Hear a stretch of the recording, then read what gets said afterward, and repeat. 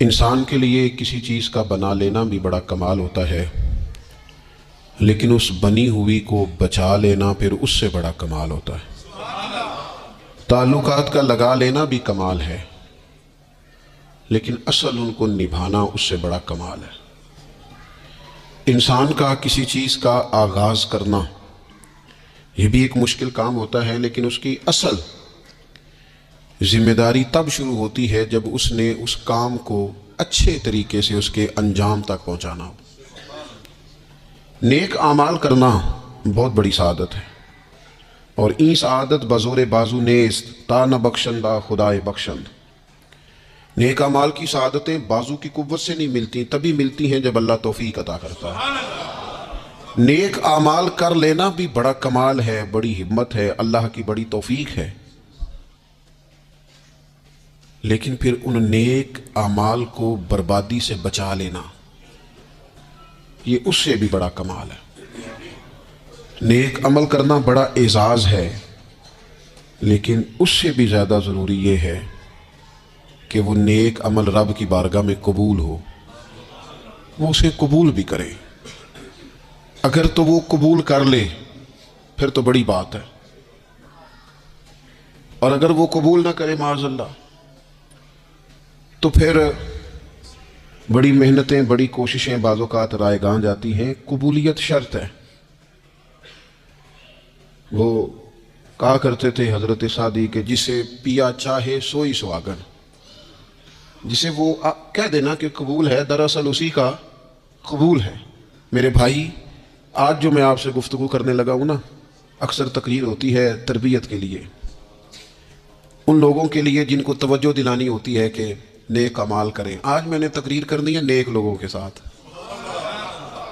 آج کچھ خطاب نہ ان لوگوں کے ساتھ ہے جو نیکیاں کرتے ہیں، بلکہ اگر ناراض نہ ہوں تو نیک ہونے کا دعویٰ کرتے ہیں۔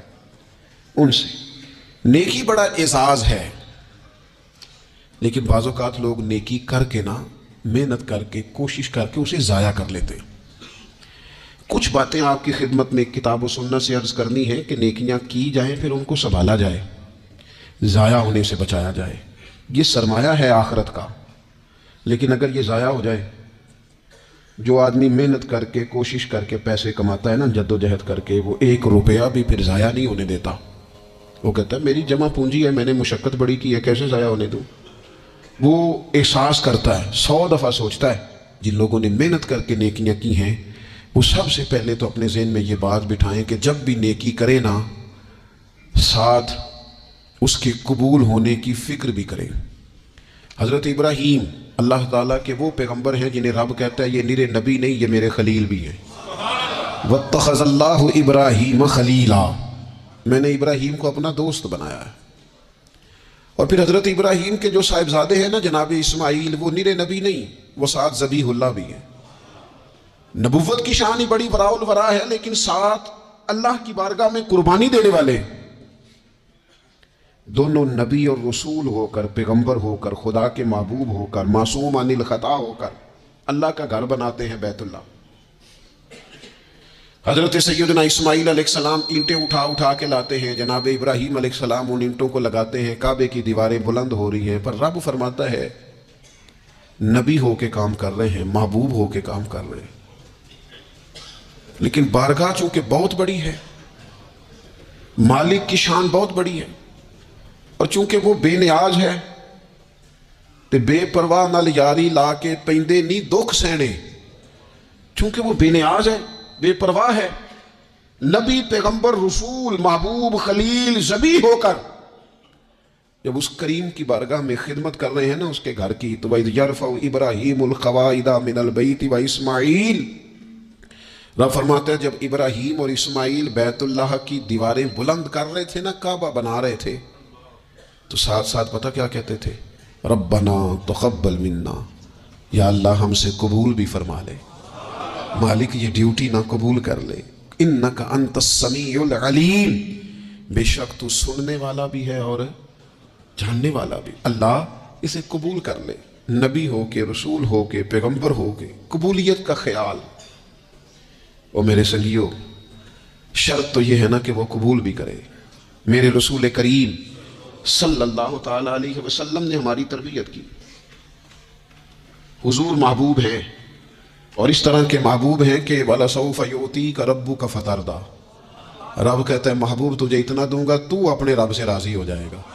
حضرت عائشہ صدیقہ رضی اللہ تعالیٰ عنہ عرض کرتی ہیں یا رسول اللہ صلی اللہ تعالیٰ علیہ وسلم میں دیکھتی ہوں آپ کا رب آپ کی بات ماننے میں جلدی فرماتا ہے, آپ کی بات قبول کرنے میں جلدی کرتا ہے, اللہ تعالیٰ آپ کی رضا چاہتا ہے. لیکن نبی پاک صلی اللہ تعالیٰ علیہ وسلم نے ہماری تربیت کے لیے کیا کہا؟ حضور دعا مانگتے, حضور دعا مانگتے, کریم محبوب دعا مانگتے. عمل کرنا اور پھر بتانا اللہ کا فضل ہے جی اتنی نمازیں پڑھتا ہوں, شکر ہے جی اتنی سخاوت کرتا ہوں, بڑی بات ہے جی فلانی جگہ بھی میرا تعاون حاصل ہے, فلاں جگہ بھی میں خدمات پیش کرتا ہوں. لیکن میرے دوستو رسول خدا صلی اللہ تعالیٰ علیہ وسلم دعا مانگتے, ابن ماجہ میں موجود ہے, کہتے اللہم انی اسألک, اے اللہ میں تیرا محبوب ہو کے تجھ سے سوال کرتا ہوں, میں تیری بارگاہ کا سوالی ہوں. کس بات کا؟ علما نافعا, علم دینا پر نفع والا دینا. مالک جب تو علم عطا کرے تو وہ والا دینا جو نفع بخش ہو, جو فائدہ مند ہو. محبوب دعا مانگتے ہیں اللہ نفع والا علم عطا فرما وعملا متقبلا. اور اے کائنات کے رب میں تیرا محبوب ہو کے تجھ سے سوال کرتا ہوں وہ والا عمل کرنے کی توفیق دینا جسے تو قبول فرما لے, جو تیری بارگاہ میں قبول ہو جائے. یہ تعلیم امت کے لیے کہیں ایسا نہ ہو لوگ عمل کریں اور ان کا عمل اس کی بارگاہ میں قبول نہ ہو. اللہم انی اسألک علما نافعا وعملا متقبلا, میں سوال کرتا ہوں تجھ سے کہ علم نفع والا دینا, عمل قبولیت والا دینا, ورزقا طیبا. مالک رزق ضرور عطا فرما پر دینا پاکیزہ, طیب, طاہر, صاف ستھرا. اپنی زندگی میں اپنے اعمال کی قبولیت کی فکر کرنا. حضرت امیر المومنین فاروق اعظم رضی اللہ تعالیٰ عنہ عید کا دن تھا تو رونے لگ گئے. میں بڑا حیران ہوتا ہوں کبھی کبھی کہ دنیا میں تو مشہور یہ ہے کہ عمر جلالی بڑے, کتابوں میں تو یہ لکھا ہے کہ ان کا جلال تھا, زمین پہ درہ مارتے تھے تو وہ زلزلہ ختم ہو جاتا تھا. لیکن کبھی پلٹ کے ان کی زندگی پڑھو تو اتنا رویا بھی کوئی نہیں جتنا حضرت عمر روئے. عاشق دا کام بھی تے رونا توڑا, اے بینو رویوں نہیں منظوری. عاشق سدا ہی روندا رہندا ہے پاویں وصل ہوئے پاویں دوری. گھر میں رو رہے تھے, عید والا دن تھا. گھر والی کہنے لگی آپ کوئی موقع نہیں دیکھتے, خوشی کا مقام ہے اور آپ ہی بتاتے ہیں کہ خوشی کے موقع پر خوشی کی بات ہونی چاہیے. آپ رونے لگ گئے. فرمانے لگے بھلی مانس تو ٹھیک کہتی ہے, آج عید ہے, پر عید تو اس کی ہے نا جس کے نماز روزے مالک نے قبول کر لیے.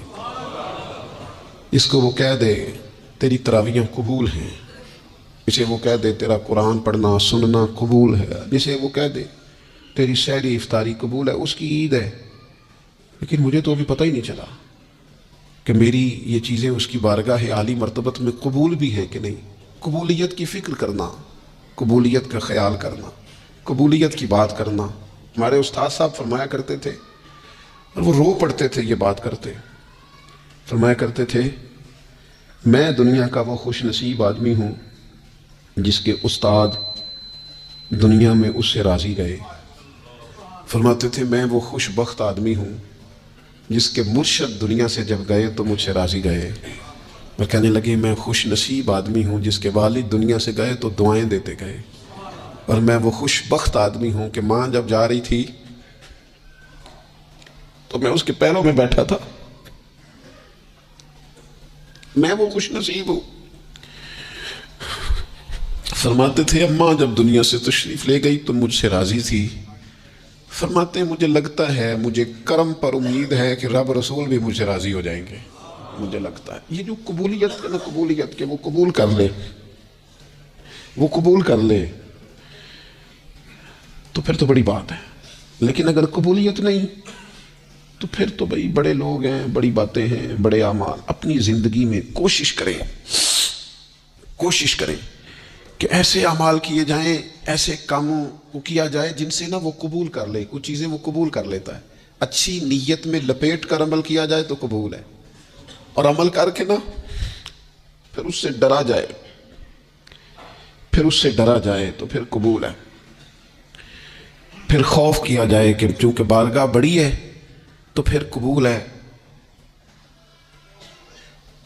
حضرت سعدی رحمۃ اللہ نے لکھا ہے کہ ایک درویش کہتا ہے کہ میں نے دیکھا کہ کعبے کا میں طواف کرنے گیا تو رات کے وقت ایک شخص پتھر پہ سر رکھ کے روتا ہے اور کہتا ہے مالک مہربانی کرنا، میں نے 40 سال تیری ڈیوٹی کی ہے،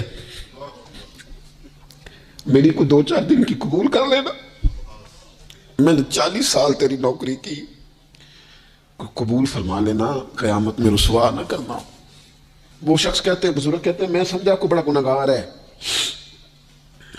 تو میں جا کے اسے تسلی دیتا ہوں، میں کہتا ہوں کوئی نہیں فکر نہ کر، اللہ بڑا کریم ہے، کوئی بڑا گناہگار ہے، رو رہا ہے۔ کہتے ہیں جب میں قریب گیا اور میرے قدموں کی آہٹ اس بزرگ کے کانوں تک گئی اور انہوں نے سر اٹھایا تو میں تو تڑپ گیا، یہ تو بغداد کے پیر غوث اعظم جیلانی ہے۔ اب دیکھو نا، راتی ساری کر کر زاری نیند اکھاں دی توندے تے فجرے اوہی گناہگار کہاں من سب تو نیویں ہوندے۔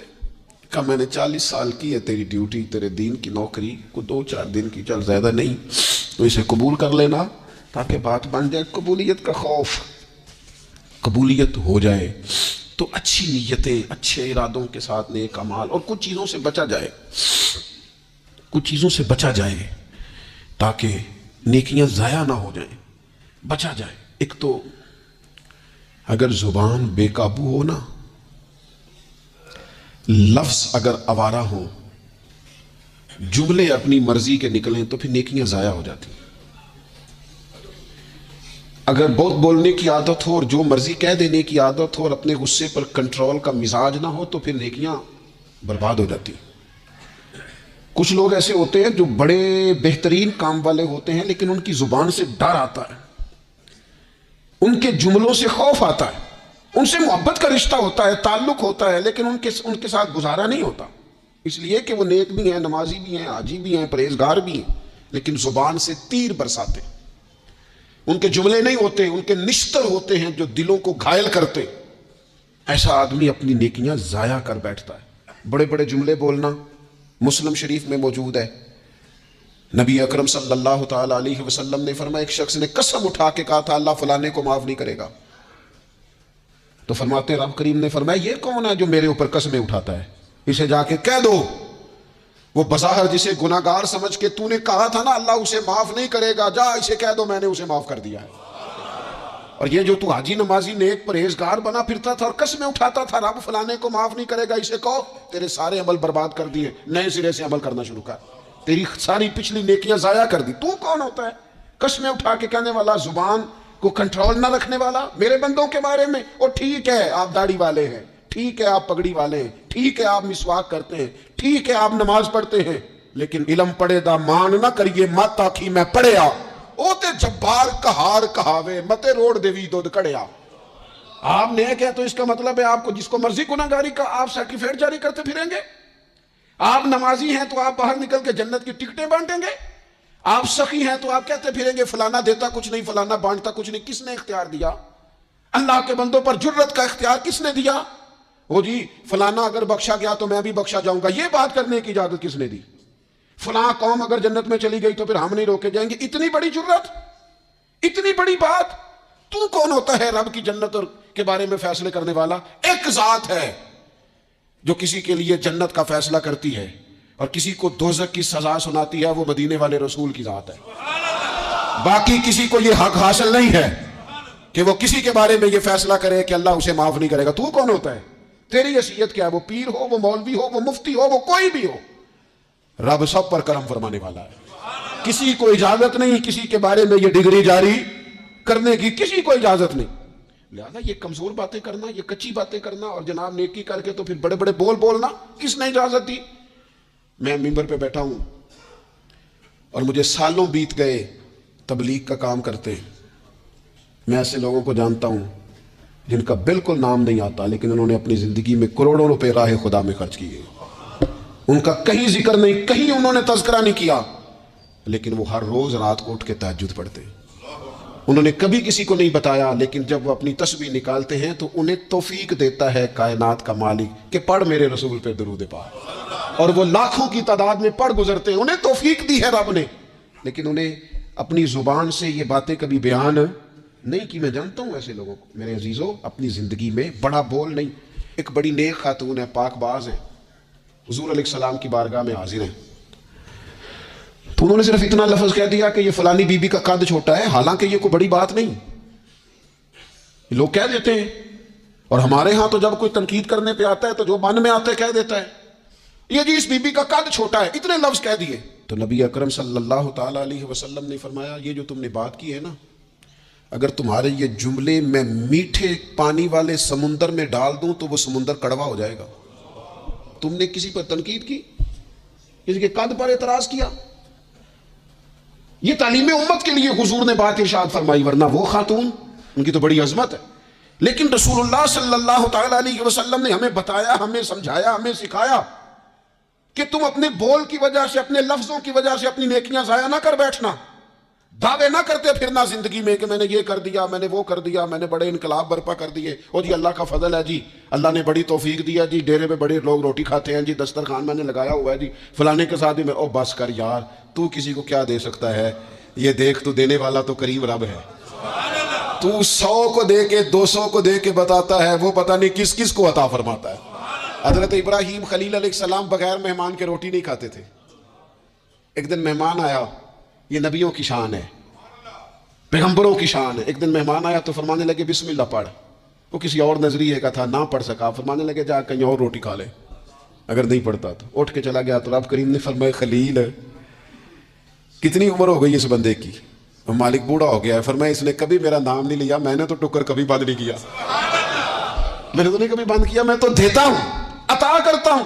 یہاں لوگ کہتے ہیں جا تیری تنخواہ کاٹی گئی، یہاں لوگ کہتے ہیں جا تیرے اتنے دن کے فلاں معاملات ختم ہو گئے، جا نکل ادھر سے، میں دیکھتا ہوں کون تجھے روٹی پہ رکھتا ہوں، بس کر، واللہ خیر الرازقین، رزق دینے والا اور بہتر دینے والا میرا رب کریم ہے۔ اس لیے بڑے جملے نہیں، میرے نبی اکرم صلی اللہ تعالی علیہ وسلم نے فرمایا بے شک بڑے بول اور بری عادتیں تمہارے نیک اعمال کو اس طرح بگاڑ دیتی ہیں جس طرح سرکہ شہد کو بگاڑ دیتا ہے۔ لہذا میرے دوستو، عمل کرنا ہے پھر اسے چھپانا ہے، کیونکہ جس چیز کو بندہ چھپاتا ہے نا اسے قیمتی سمجھتا ہے۔ میرا دل کرتا ہے میں یہ بات روز کروں، مجھے پیاری بڑی لگتی ہے، روز کروں یہ بات۔ پاک رسول کی پاک اولاد، عزت والے نبی کا عزت والا گھرانہ، امام زین العابدین، اتنے اتنے موٹے موٹے پشت پر نشان تھے، موٹے موٹے، غسل دیا جا رہا تھا تو ساری کمر موٹے موٹے داغ۔ آج کل پیر کا چہرہ بھی نورانی ہونا بڑا ضروری ہے نا، نورانی ہونا۔ او حضرت بلال بھی بڑے پیر ہیں، اگرچہ حبشی النسل ہیں پر بڑے پیر ہیں۔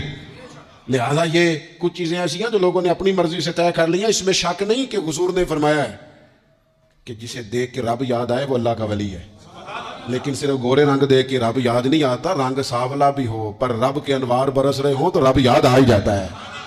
اور میرے دوست یہ ذرا بات کو سمجھنا اور اسے یاد رکھنا، اتنے اتنے موٹے پشت پر نشان، غسل دیا جا رہا ہے۔ تو لوگوں نے بیٹے سے پوچھا یہ حضرت صاحب کو کیا ہے؟ تو والد وہاں آرام فرمائے ہے جہاں غسل دیا جا رہا ہے۔ تو امام باقر رو پڑے، کہنے لگے میرے ابا جی نا اپنی پشت پر تھیلے رکھ کے نا اناج کے، کس کی بات کر رہا ہوں؟ حسین ابن علی کے بیٹے کی، کربلا میں بچنے والے میرے امام کے ایک صاحبزادے، پشت پر بوریاں رکھ کے غریبوں کے گھروں میں پہنچا کے آتے۔ وہ صاحبزادہ صاحب آپ کہاں ہوتے تھے؟ فرماتے میں کہتا تھا میں نہ دے آؤں، فرماتے تھے نہیں، اگر تو دینے جائے گا اس غریب کا مجھے نام بھی بتانا پڑے گا جس کو میں لنگر دیتا ہوں۔ یہ میرا اور میرے رب کا راز ہے، میں اس ماڑے بندے کو رسوا کر دوں جس کی صرف بیٹیاں ہی بیٹیاں، اسے رسوا کر دوں جو بیچارہ۔ فرمایا وہ مجھے بتاتے نہیں تھے، بڑھاپے تک پشت پر بوجھ رکھ کے انہوں نے نبی پاک کی امت کے گھروں تک پہنچایا ہے۔ میرے اسا فرمایا کرتے تھے کسی کی بیٹی کی شادی کرانی ہے پھر خود نہیں شادی پہ جانا۔ حضور کیوں؟ فرمانے لگے بچی کا باپ تو موسم کے پیچھے ہی بھاگتا رہے گا، خود نہ جانا، بس ٹھیک ہے پیچھے پیچھے رہنا، سامنے نہ آنا، پیچھے۔ میرے دوست کبھی بھی کوئی بڑا بول نہیں، اس سے نیکیاں۔ اور پھر ایک اور بات، دل اگر صاف نہ ہو تو بھی مالک نیکیاں قبول نہیں کرتا۔ پاک ہوئے تے پاک ہی ملدا ہی تے بنا پاکوں پاک نہیں ملدا۔ اے سارے وجود دے دھون دے نالوں اکو تولا ہے ٹکڑا دل دا۔ یہ جو پاکیزگی ہے نا دل کی، یہ نہ ہو تب بھی نیک اعمال اس کی بارگاہ میں قبول نہیں ہوتے۔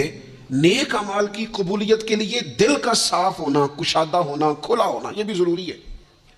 دل میں بوجھ ہو، عداوت ہو، حسد ہو، لوگوں کے لیے کینہ بھرا ہوا ہو اور اعمال قبول ہو جائیں نہ۔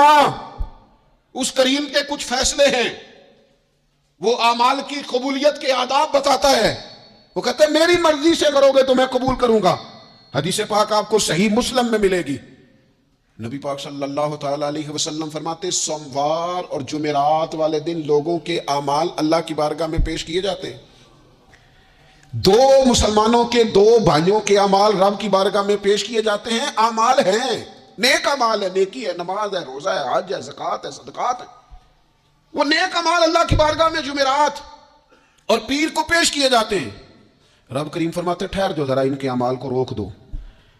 یا اللہ کیوں؟ فرمائے اس لیے کہ ان کے آپس میں نا دلوں میں نفرت ہے، گھٹن ہے، عداوت ہے۔ ان کو ذرا مہلت دو، یہ پہلے صلح کر لیں پھر ان کے اعمال بھی قبول کر لیں گے۔ کیونکہ عداوتیں پالی ہوئی ہیں، اپنے دلوں کے اندر گھٹن پیدا کی ہوئی۔ اختلاف کہاں نہیں ہوتا، لیکن نفرتیں پیدا کر لینا۔ کیا جرم کیا ہے بھائی نے؟ کون سا کفر کر بیٹھے ہیں رشتہ دار؟ کون سی ایسی بات نکل گئی ہے جو زندگی کے ناطے توڑ کے بیٹھ گئے ہم؟ رب کہتا ہے نہیں قبول ہوں گے ابھی اس کے اعمال، روک دو جب تک یہ آپس میں صلح نہ کر لے۔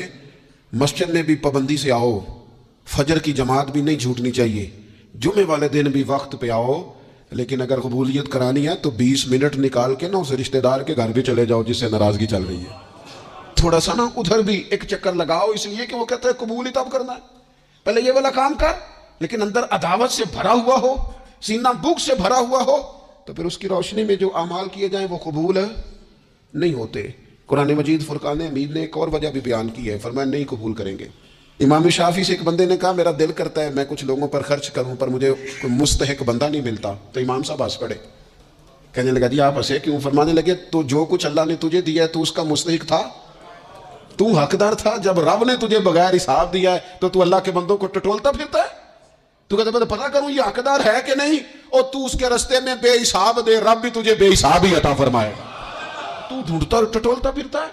قرآن مجید نے کہا بڑے بڑے صدقے دینے والوں، خیرات کرنے والوں، اللہ کے رستے میں خرچ کرنے والوں، ایک بات کا خیال رکھنا، تم نے دیا بندے کو ہے پر دیا ہے اللہ کی راہ میں، اللہ کی رضا کے لیے۔ یا ایھا الذین آمنوا لا تبطلوا صدقاتکم بالمن والاذی، اے ایمان والو اپنے صدقے ضائع نہ کر لینا۔ اور یہ قرآن مجید کے لفظ ہیں، کس طرح؟ بالمن والاذی، فرمایا احسان جتلا کر اور تکلیف دے کر، اپنے صدقات ضائع نہ کر لینا، اپنی زکوٰۃ ضائع نہ کر لینا، اپنے فطرانے ضائع نہ کر لینا۔ بالمن والاذی، یہ جو دو جملے ہیں قرآن مجید کے، یہ اس عنوان پر حرف آخر ہیں۔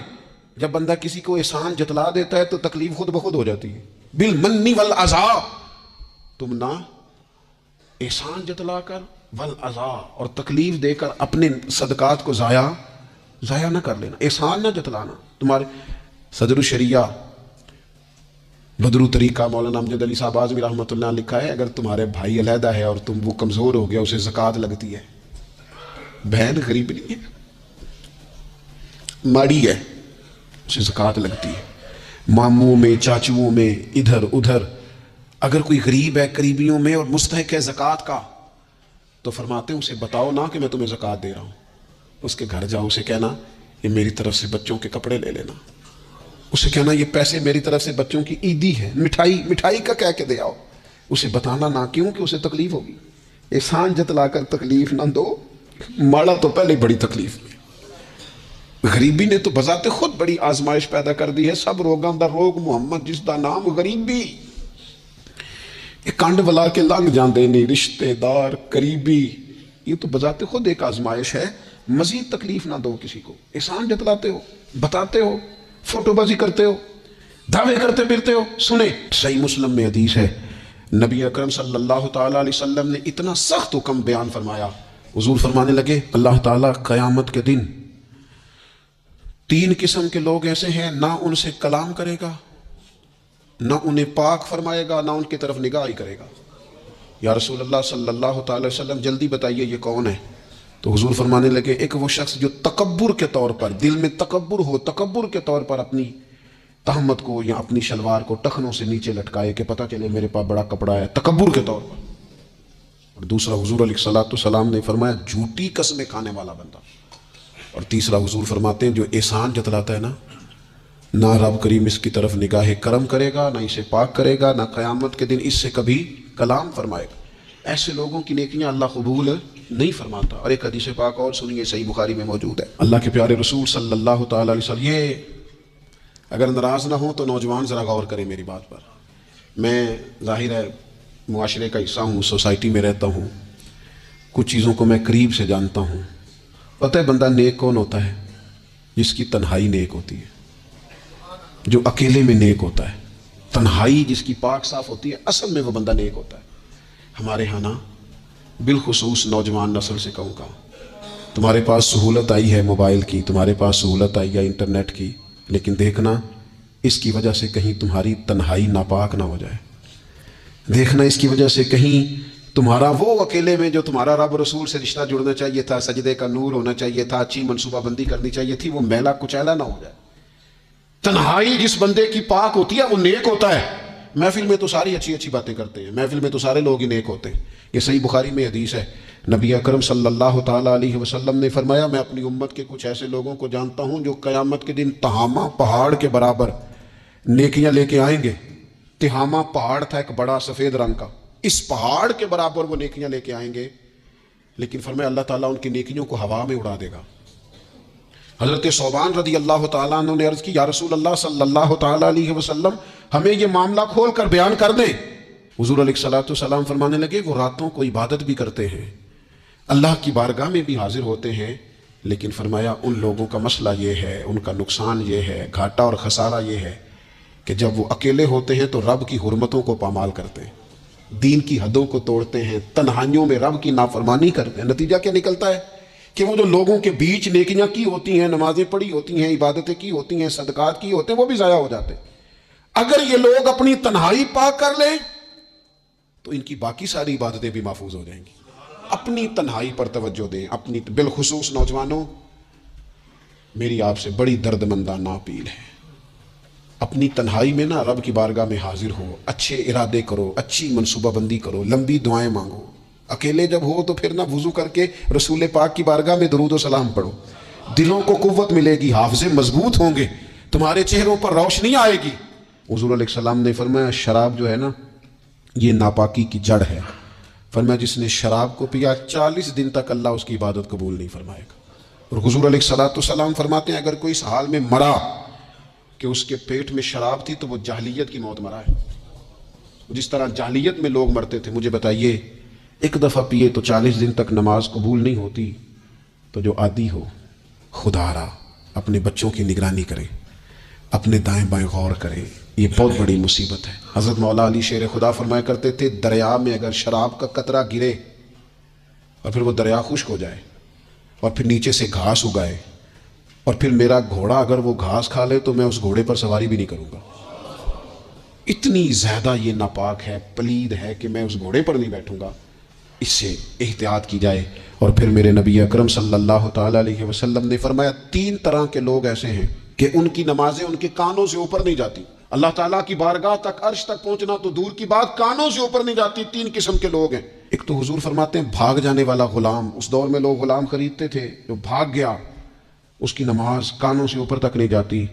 اور ایک حضور فرماتے ہیں ایسی عورت جو اس حال میں رات گزارے کہ اس کا خاوند اس سے ناراض تھا، تو اٹھ کے تہجد پڑھے یا عبادت کرے یا صلاۃ اللیل کرے، اس کی نماز اس کے کانوں سے اوپر نہیں جاتی۔ اور حضور علیہ السلام فرماتے ہیں ایسا امام کہ جو زبردستی امامت کرائے اور لوگ ان کی امامت کو پسند نہ کریں، ایسے شخص کی نماز بھی اس کے کانوں سے اوپر نہیں جاتی۔ اپنے اعمال صالحہ کو سنبھالیں، کوشش کریں ایسا کوئی کام نہ ہو جس سے ہمارے اعمال مقبولیت سے باہر نکلے۔ اللہ تعالیٰ میری اور آپ کی حاضری قبول کرے۔